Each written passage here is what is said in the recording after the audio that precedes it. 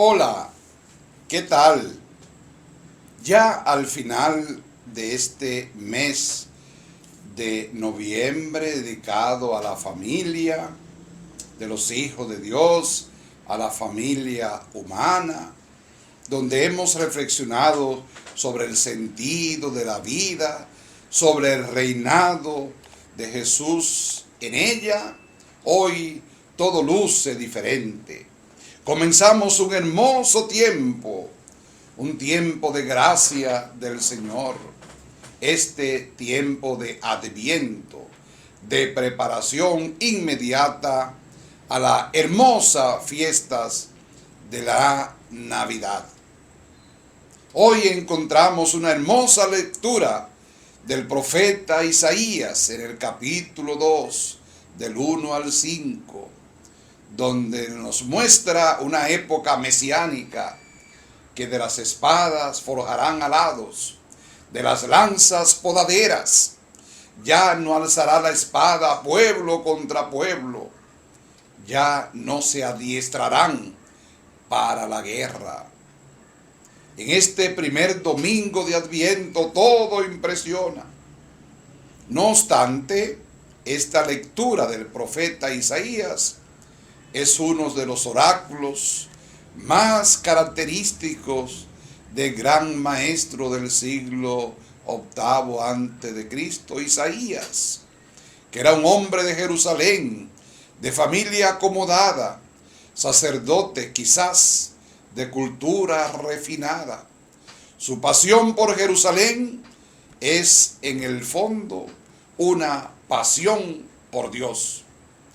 El Dios que se adora en el templo. Cuando el profeta habla del templo, de los sacrificios, de las ofrendas, entiende esto ante Dios no vale la pena nada, y es que no era un irreverente en su vocación, que la describe en el capítulo 6. Pero Isaías no está convencido de que sus paisanos hayan entendido adecuadamente la presencia de Dios en Sión. Su oráculo es muy parecido al de su contemporáneo Miqueas.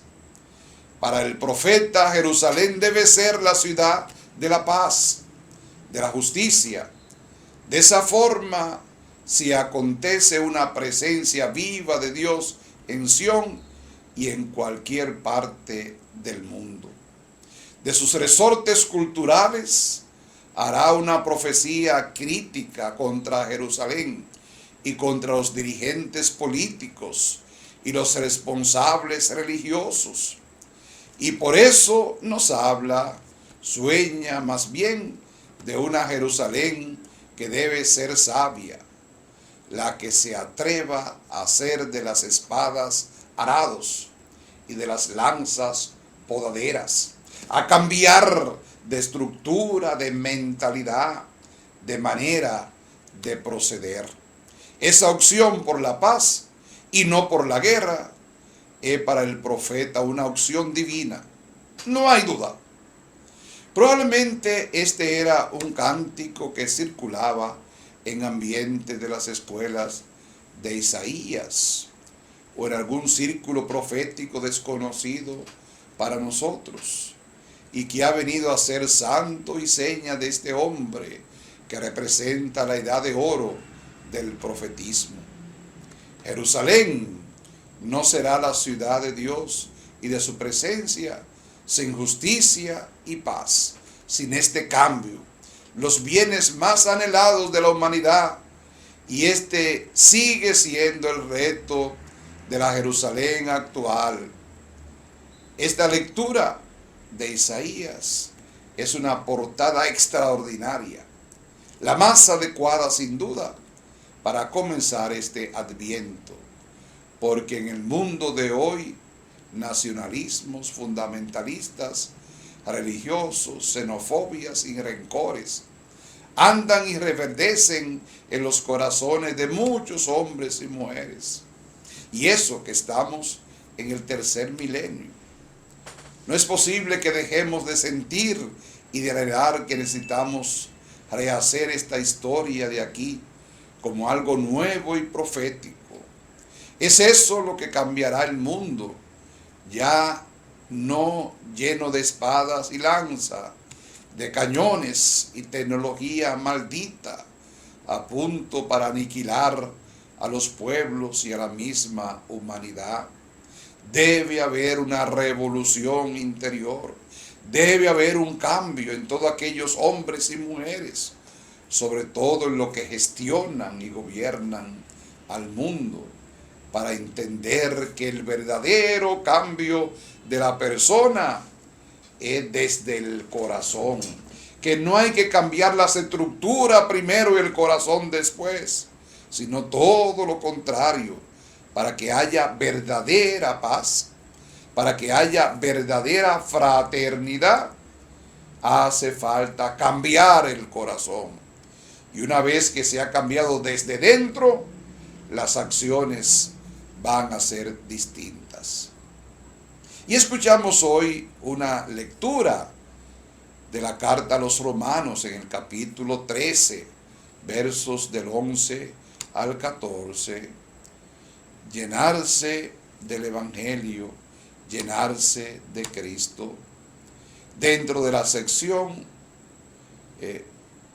exhortativa de la carta a los Romanos, no podía faltar un apunte sustancial a la dimensión escatológica de la vida cristiana, poniendo en guardia sobre la espera del día del Señor, que fue algo imprescindible en la experiencia de la salvación de Dios. El apóstol describe en antítesis lo que se vive en este mundo y lo que debe ser el anhelo y la esperanza de lo que, sintiendo la salvación de Dios en Cristo, todavía deben hacer historia en este mundo, con la metáfora del contraste entre la noche y el día, entre la luz y las tinieblas.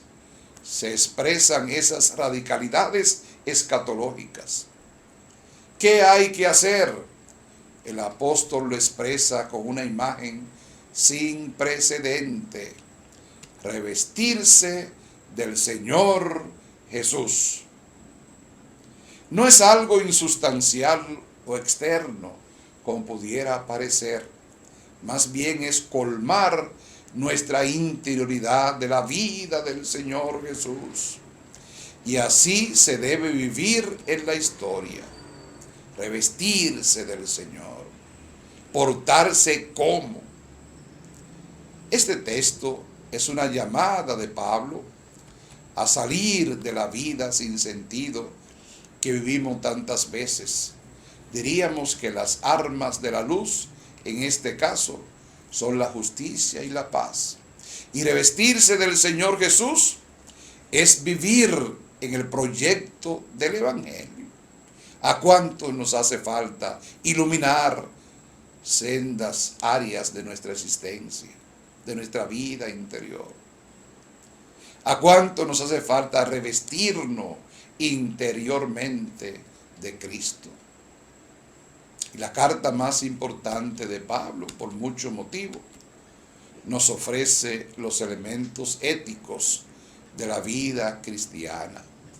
Pero no es solamente una exhortación moralizante, sino una invitación a una vida más radicalmente cristiana. Revestirse de Cristo es toda una expresión teológica. Cambiar de rumbo en la existencia del planteamiento. Pablo pretende que los más fuertes de la comunidad busquen un tipo de experiencia que solamente encuentran su razón de ser en Jesús, en su Evangelio. No olvidemos que estas fueron las palabras que leyó San Agustín cuando tomó el libro que había en la casa en el que había fijado su estacionamiento. El narrador de la vida eremítica de Antonio en el desierto. Pero Agustín todavía seguía el planteamiento muchas cosas que le interrogaban y buscaban. El libro en cuestión no versaba sobre retórica o gramática. Finalmente Agustín escuchó esas voces misteriosas que decían: toma y lee. Era exactamente el texto de la carta a la palabra de Pablo: revestíos del Señor Jesús. Son palabras que bien merecen una conversión. Ni la retórica, ni los cultos mistéricos pudieron llenar su corazón. Fue Cristo Jesús, en esa experiencia de interioridad, quien cambió una vida sin sentido. Y también a nosotros hoy se nos invita a revestirnos del Señor para poder cambiar radicalmente nuestra vida, nuestra cosmovisión desde adentro hacia afuera. Y escuchamos en este primer domingo de Adviento el Evangelio de Mateo, en el capítulo 24, verso del 37 al 44, donde podemos reducir el contenido evangélico en dos palabras: vigilancia y discernimiento. El Evangelio del día de hoy, en este ciclo que Mateo también comienza a ser el Evangelio que vamos a estudiar, a reflexionar en este ciclo, nos ofrece un pasaje del último discurso de este evangelista, de los 5 que estructuran su obra. En realidad es el equivalente de Marcos 13, conocido como el discurso apocalíptico. De alguna manera se quiere hacer una unión con el penúltimo domingo del año litúrgico, y es que el Adviento parte de la experiencia de una historia gastada, agotada, y apunta a una esperanza nueva e inaudita, la esperanza de un Salvador que traiga luz, justicia y paz a los hombres, un juicio sobre nuestras acciones, un discernimiento. Más bien es algo que está presente en la proclamación profética y que cobra tinte más dramáticos en las profetas de tendencia apocalíptica. Este mundo, piensan, no puede seguir así, y Dios tiene que tomar las riendas de la historia humana, como en el tiempo de Noé y el diluvio. Sobre esta comparación está montada la parte del discurso que quiere transmitir a los cristianos en nombre de la palabra de Jesús y la necesidad de la vigilancia. En la prehistoria de Israel, el diluvio universal es todo un mito simbólico que prepara adecuadamente la aparición de un tiempo nuevo. La llamada de Abraham, el padre del pueblo, el creyente que confía en Dios. Los 11 primeros capítulos del Génesis narran cómo la humanidad busca su identidad al margen de su creador y está a punto de perderse por la maldad y la arrogancia. Parece así como que la obra había salido de la mano de Dios, hubiera perdido su sentido. Los hermanos no se respetan, se matan y la humanidad se pervierte perdiendo su chispa divina. La historia o narración del diluvio, no obstante, pone como símbolo un resto que pueda garantizar un futuro mejor. Es evidente que la historia, nuestra historia, necesita ser siempre renovada.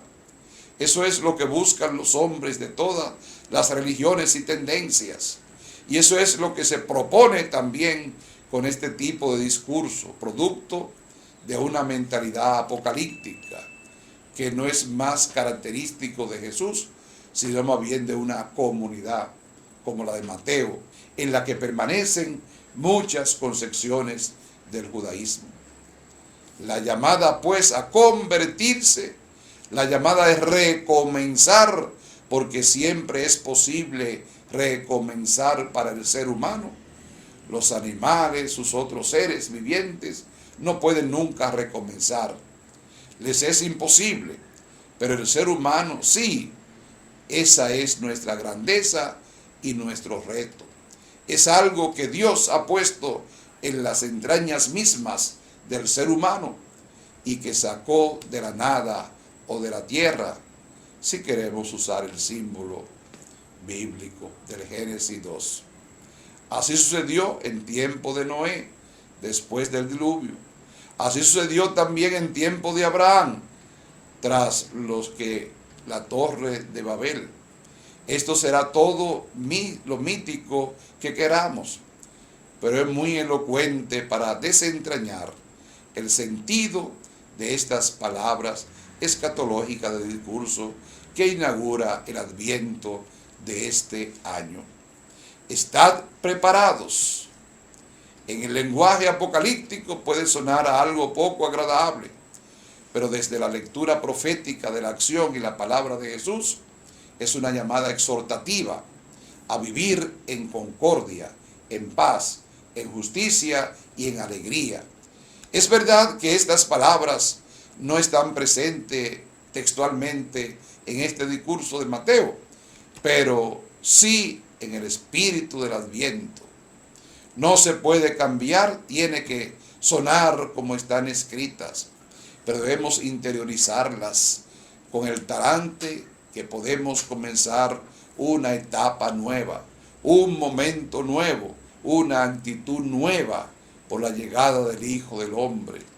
El Hijo del Hombre en la interpretación cristiana es Jesús de Nazaret, el Señor, quien comenzó de parte de Dios una historia radicalmente nueva para que podamos vivir con dignidad en el temor o la confianza de Dios, sin miedo a ser destruidos, sino con discernimiento.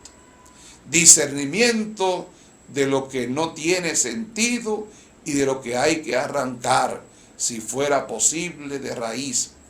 Pero aún no siendo posible, siempre es más maravilloso que nos da la ocasión a la oportunidad, si queremos la terapia, para que nuestra historia personal no tenga por qué estar envejecida para siempre. Dios, el Dios de Jesús, siempre tendrá un proyecto de salvación con la humanidad, con nosotros. Siempre habrá esperanza, siempre habrá tiempo para mejorar, siempre vendrán tiempos mejores. Que el Señor Jesús, que su Madre María Inmaculada, que pronto celebraremos, que los grandes personajes de la historia del Adviento, de la Navidad, Juan, Jesús, José, nos ayuden en este camino para revestirnos de Cristo y tener una nueva experiencia vital, iluminado por su luz, y seamos todos portadores de esa paz que nos trae el Mesías. Feliz inicio de Adviento para todos. Vamos a